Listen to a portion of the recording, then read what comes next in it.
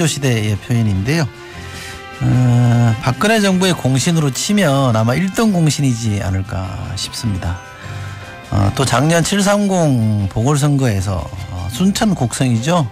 기적을 일구신 분입니다. 새누리당의 이정현 최고위원 전화로 인터뷰하겠습니다. 안녕하십니까? 네, 안녕하십니까, 소장님. 네. 서울에는 어디 지역구에서 사셨습니까? 지역구에 좀 많이 있었었고요. 네. 연휴 막바지에 또 서울 올라왔습니다. 예. 지역구 자주 가시죠? 파고 살죠. 선거가 또 1년 조금 더 남았으니까 안 그래도 더 자주 찾아가셔야 되겠습니다. 어려운 지역이니까 저는 다른 사람들하고 선거 때 닥쳐서 뛰는 것하고 달라야죠. 네. 미리 해야 될 것 같습니다. 근데 뭐 지난번 보도만 보면 예산 많이 따셨으니까 반응 좋지 않습니까?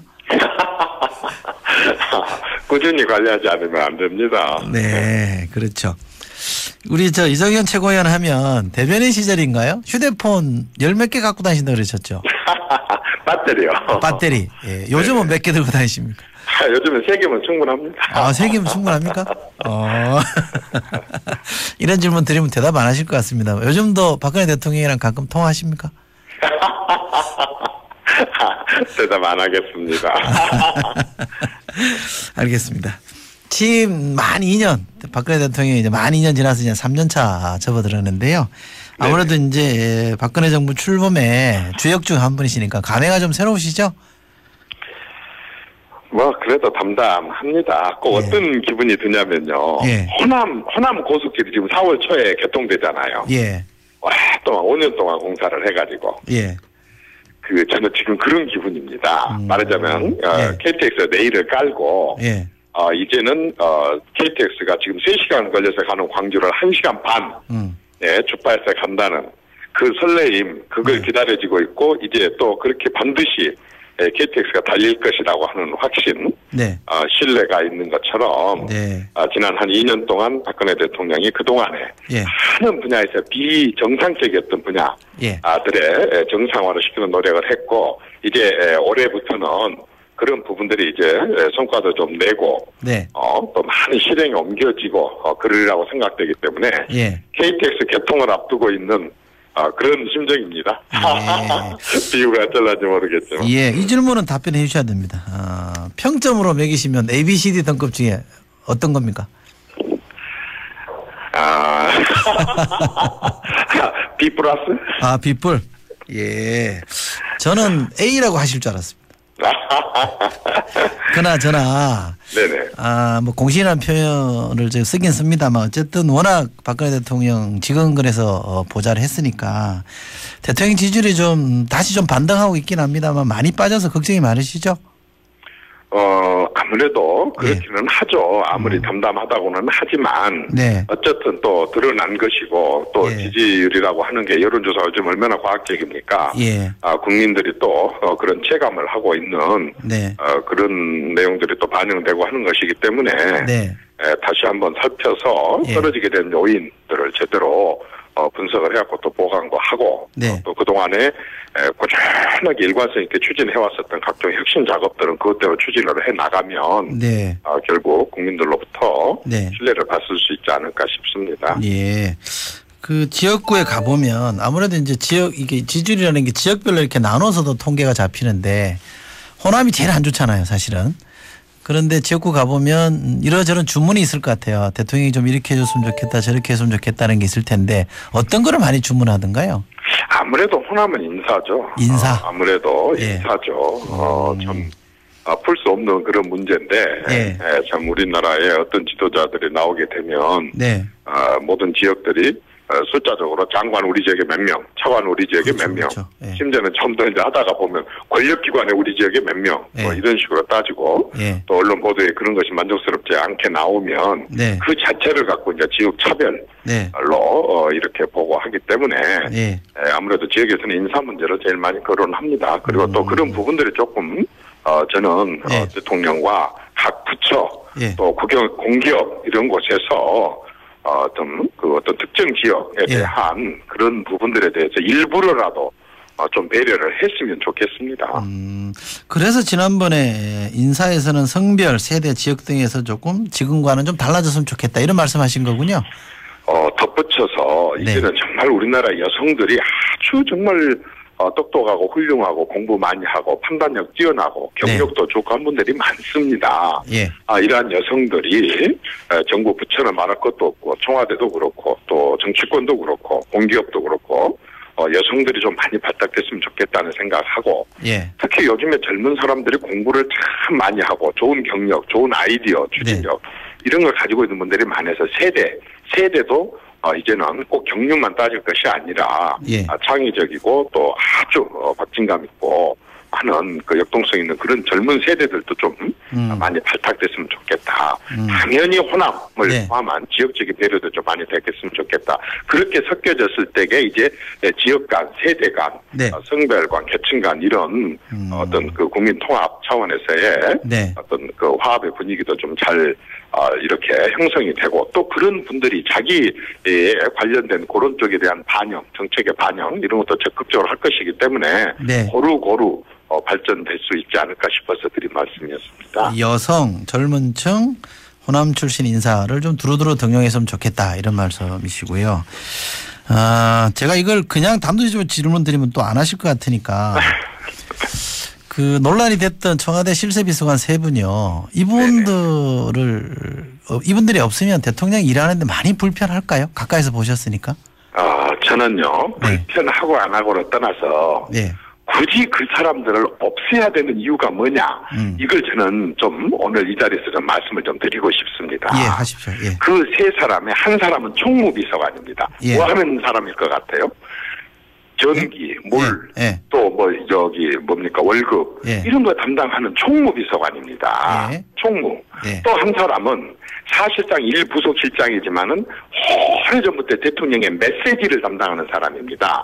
근데 알다시피 행사도 많고 대통령 연설할 기회도 많고 그런데 박근혜 대통령의 성품상 자신이 하는 말 한마디 한마디에 대해서 분명하게 책임을 짓는 사람이고 자기 소신을 얘기한 사람이다 보니까 이 사람은 이틀에 한 번씩 3일에 한 번씩 퇴근할 정도로 메시지에 아주 매달려 있는 사람입니다.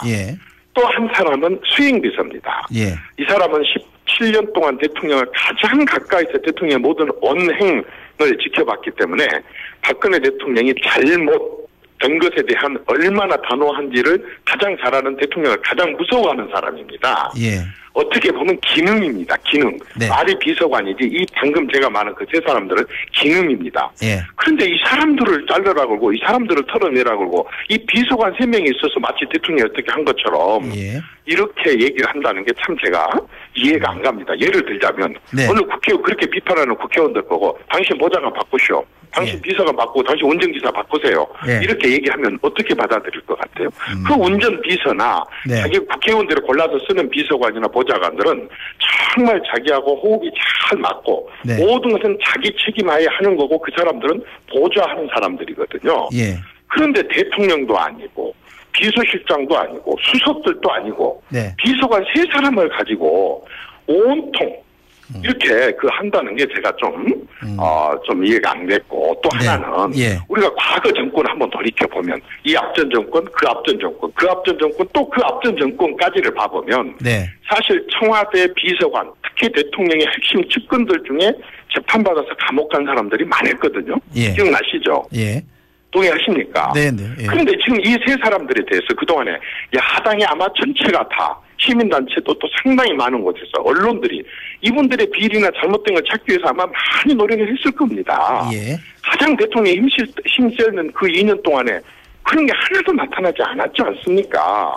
그런데도 불구하고 비서실장도 아니고 수석도 아니고 아까 기능에 가까운 그런 일을 계속 수행하는 그 비서관 3사람을 가지고 이렇게 시비를 하는 것에 대해서 제가 조금 그런 부분들에 대해서 좀 달리 좀 생각을 해줬으면 하는 바람이 있습니다. 알겠습니다. 지금 이제 세 분 중에 수행하시던 분은 지금 홍보 쪽으로 이제 옮겨가신 분이죠? 네네, 그렇습니다. 그럼 이런 반론이 가능하지 않을까 싶습니다. 다 좋은데 문제 없고 신뢰 표시하는 건 다 좋은데 어쨌든 여론조사 같은 걸 보면 바꾸자는 여론이 더 많은 건 사실 아닙니까? 그거 여론 수용하기가 어려울까요? 아닙니다. 그 3사람을 바꾸라는 얘기보다 생각해 보십시오. 아무리 뭐 인기도 좋고 지지율도 좋고 이렇게 하지만 네. 예를 들어서 아무 잘못도 없다. 지금 전제를 하셨잖아요. 예. 자, 잘못도 없다. 또 제가 지금 말씀드린 대로 그 사람들은 그냥 말 그대로 뒤에서 보좌 하는 비서들이고 네. 그다음 이렇게 했는데 그걸 그냥 바꾸라. 이런 식으로 얘기를 해갖고 거기를 바꾼다고 하는 것보다 지금 대통령께서 몇 가지를 바꿨습니다. 비서실장도 자 여론에 의해서 국민들의 여론이 있으니까 예. 수용을 해서 교체를 지금 하는 중에 있습니다. 예. 또 수석들도 초창기 수석들에 비해서 지금 남아있는 사람이 아마 한두 분일 거예요. 그렇죠. 예. 많이 바뀌고 또 국정 초창기 한 2년은 국정기획수석을 하다가 이제는 기획이 어느 정도 끝났고 완전히 뼈대가 갖춰졌기 때문에 그 똑같은 수석을 정책조정수석으로 바뀌면서 정책을 잘 아시는 분으로 네. 이렇게 바꿨거든요. 예. 이런 식으로 바꿔나가는 것이지. 네. 아니 대통령의 그 보좌를 모든 책임은 대통령이 지는 것이고 최종 책임도 대통령이 지는 것이고 네. 보좌를 하는 사람들이 문제가 있다면 100번 1000번 바꾸죠. 그리고 박근혜 대통령 성품상 만약에 문제 있는 사람이 있다. 제가 볼 때는 그건 뭐 하루를 그건 봐주지 않을 겁니다. 그런데 그걸 무조건 그렇게 바꾸라고 그걸 가지고 흔들어 된다고 하는 것은 그건 조금 예를 들어 아까 비서실장을 바꾸라고 하고 수석들을 바꾸라고 하고 장관들을 교체하라는 거 뭐 100번 충분히 할 수 있는 얘기입니다. 네. 그렇지만은 어느 국회의원 보고 나는 그 대통령 보고 그 바꾸라는 국회의원 보고 한번 묻고 싶었어요. 의원님 그 보좌관 좀 바꾸시오. 그 네. 비서관 좀 바꾸시오. 운전기사 좀 바꾸시오. 그러면은 네. 그분 뭐라고 반응이 나올지 좀 나 궁금해요. 바꿀 이유도 없고 또 바꿀 만큼의 큰 위상을 차지하는 분들도 아니다. 이렇게 지금 반론하시는 거잖아요. 하여튼 여러 가지가 있습니다만 아니 솔직히 말해 너무 정치를 잘 아시니까 소장님도 네. 한번 좀 한번 생각을 해보십시오. 그냥 무조건 되고 그렇게 대통령이 17년 동안 호흡을 네. 맞춰오면서 대통령의 정책과 또 사상과 방향과 이런 네. 걸 가장 잘 알면서도 저렇게 조신하게 자기 몸들을 낮추고 지켜왔었던 사람들에게 예. 너무 이렇게 알겠습니다. 포인트를 맞추는 것을 그리고 그분들이 뭐 십상시라고 모였다 그랬다 하나도 밝혀지지 않았지 않습니까? 강남에서 모였다. 그 식당 전혀 사실이 아닌 게 다 밝혀졌지 않습니까? 알겠습니다. 그러면은 이제 좀 그런 부분은 좀 봐줬으면 좋겠습니다. 제가 드리는 말씀은 이런 건 제가 뭐 이렇게 옳다 그러다를 판단할 입장은 아니고요. 다만 여론조사 같은 거 해보면 이 3인방은 바꾸는 게 좋겠냐 그대로 두는 게 좋겠냐 그러면 바꾸자는 여론이 더 많은 건 사실이니까 그 말씀을 드린 겁니다. 지금 여론 상태에서 누구라고 내 그러면 다 바꾸라 그러지 그거 하겠습니까? 알겠습니다. 지금 여론조사 났다 보니까 좀 분위기가 그렇습니다. 알겠습니다. 제가 질문 드릴 게 참 많았었는데 예. 시간은 많지 않고요. 오늘 말씀하신 것 중에 야당이 반대의 노예다 이렇게 표현하신 아주 상당히 센 표현하셨는데 노예다가 아니고요. 노예가 돼서는 안 된다. 노예가 돼서는 안 된다. 네네. 그럼 이런 반론을 제가 한번 해보면 어떨까 싶습니다. 여당도 그러면 너무 청와대 편들기만 안 해야 되는 거 아니냐 이러면 어떨까요? 그것은요. 여자하고 야자하고 그걸 좀 명확하게 구분을 했으면 좋겠습니다. 여당과 여당은 서로 상호 간에 선명성 경쟁을 할 수가 있습니다. 공격도 하고 비난도 하고 할 수가 있습니다. 여당과 청와대 야당과 청와대는 경우가 다릅니다. 그러지 않습니까? 같습니까? 여당과 청와대는 한 공동체고 함께 대통령을 만들었고 함께 운명을 같이 해야 될 사람들입니다. 그러면 당정청 회의가 있고 또 비공개 회의가 있고 얼마든지 회의가 있거든요. 그러면 정부와 여당, 대통령과 여당은 수도 없이 많은 회의를 거쳐서 조율을 하고 조율이 끝나고 조용하게 해서 왜냐하면 모두 다 이견이 있을 수가 있다 그 말입니다. 그럼 그래서 회의라는 걸 하는 거 아니겠습니까? 그렇게 회의를 해서 조율이 끝나면 그 다음부터는 일관되게 국회에서 할 일은 당이 해주고 또 이것을 추진하고 집행하는 일은 정부가 해주고 이런 부분들에 대해서 문제를 제기를 하고 또 조정을 하고 이렇게 하는 것은 또 청와대가 하는 거고 이렇게 해서 당 정책이 함께 가는 것이죠. 어떻게 야당하고 청와대, 여당하고 청와대가 같을 수가 있습니다. 알겠습니다. 그러면은요. 당이 국정 운영의 중심에 서야 된다라는 기조라 그럴까? 거기에 더 동의하십니까? 그런 의지를 갖고 당에서 하도 그건 별 무리가 없다고 생각을 합니다. 그것은 의지의 표현이지 우리라 그래갖고 자로 재가지고 누가 더 몇 센치 더 높고 낮고 이렇게 할 수는 없지 않습니까? 다만 그런 의지를 갖고 하게 된다고 한다면 당은 매일 국민들을 접하거든요. 지역구에서. 그렇기 때문에 국민 여론을 잘 아니까 저는 무리 없는 얘기라고 봅니다. 알겠습니다. 0609님이 질문 주셨는데요. 검사들의 청와대 편법 파견 이거 어떻게 보시냐고 질문 주셨습니다. 그거 참 고민입니다. 그 제도가 도입된 이래로 김대중 대통령 때도 그랬고 그 김영삼 대통령 때도 그랬고 노무현 MB 때도 그렇고 지금도 그렇고 참 그것이 계속 되고 있거든요. 모든 정권이 다 그거 안 한다고 하고 그걸 모두 다 그렇게 해요. 근데 이제 저도 한번 알아봤어요. 뭐 때문에 도대체 말이야 같은 변호사고 법조인이면 법조인이지 뭐 검찰에서 꼭 데리고 와야 되느냐.